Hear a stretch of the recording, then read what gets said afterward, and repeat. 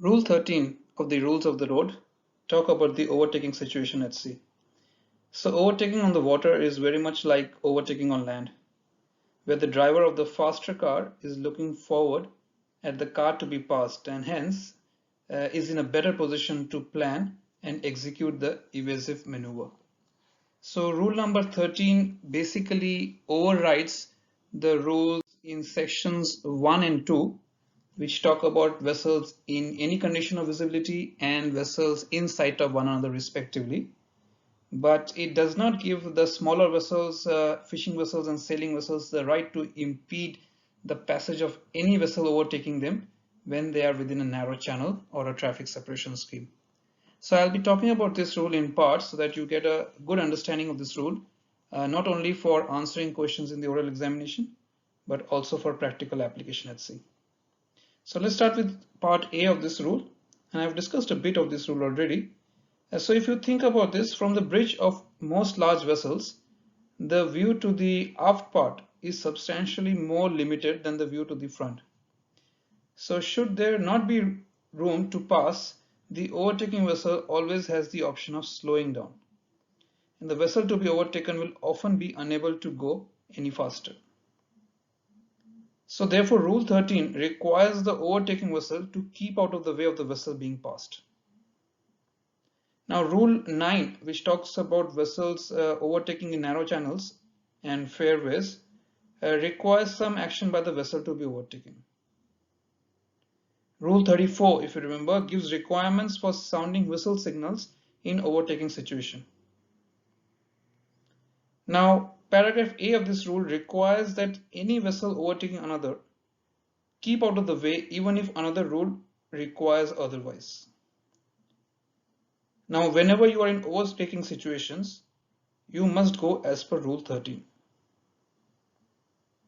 So despite the seemingly absolute language of this paragraph, there are a few situations where the overtaking vessel would retain the stand-on status given by another rule. Now rule number 9 part B and C and rule number 10 parts I and J say that the power-driven vessels less than 20 meters in length, sailing vessels and vessels engaged in fishing shall not impede the passage of larger vessels following a narrow channel or a traffic separation scheme. Smaller vessels are usually slower and larger, faster vessels commonly overtake them. So rule 13 requires overtaking vessels to put aside the other phrase of shall not impede requirements to keep out of the way of the vessel being overtaken, but requiring, for example, a large fast commercial vessel operating in a long narrow channel such that it cannot safely leave the channel to trail behind a small slow vessel might be described as an unintended result of a literal and strict following of rule 13. Certainly the best solution to this troublesome circumstance is for both vessels to be accommodating. The smaller vessel should probably not be in the narrow channel in the first place if it is wide enough for only one vessel, but of course the larger vessel would not be justified in running over the smaller vessel either, no matter how tempting the situation might be. If you look at paragraph B, it basically explains what is meant by the overtaking situation. A vessel approaching from a direction more than 22.5 degrees aft of the beam of another vessel, or stated differently, from within a 135-degree horizontal sector centered directly astern of that vessel is overtaking if there is risk of collision. If the approaching vessel is within the stern-light sector of the other vessel, but their courses will bring them no closer together than say about 3 miles, then there is no risk of collision and no overtaking situation exists. Overtaking continues even as the overtaking vessel moves out of the stern-light sector and pulls a beam off and then ahead of the overtaken vessel. It ends only when the maneuver has been completed. If you look at part C here, and I'll give you some time to catch up with part C, but at night if you are approaching a white navigation light but can see no side lights, you know you are overtaking another vessel.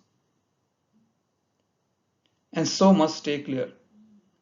If you see a white light and later a colored side light, either you could be overtaking and have come up enough to move into the horizontal sector of the side light, or you could be crossing or meeting having first seen the brighter white masthead light and then later the less visible colored side light.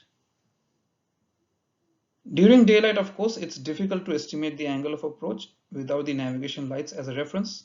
So paragraph C says that if you are in doubt, assume that you are overtaking and keep out of the way of the other vessel.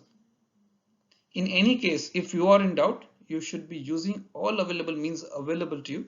And by all available means, we have the ARPA these days, the radars, VHF is there for communication as well, the AIS, or even getting an idea from the aspect of the other vessel. You should be using all these available means and determining if you are overtaking the other vessel.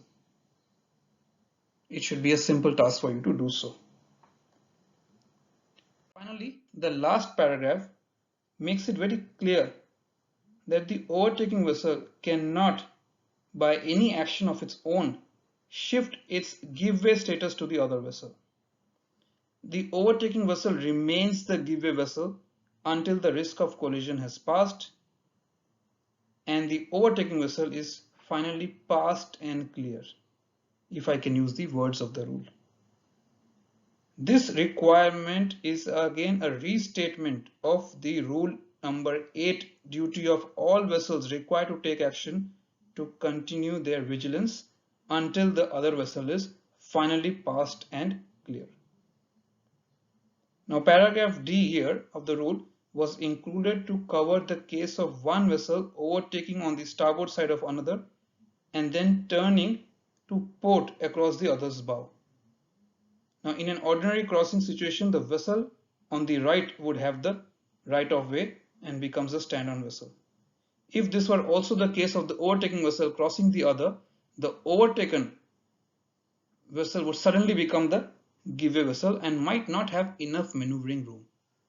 And that is why rule number 13, part D, makes it very clear that any subsequent alteration of the bearing between two vessels does not or shall not make the overtaking vessel a crossing vessel.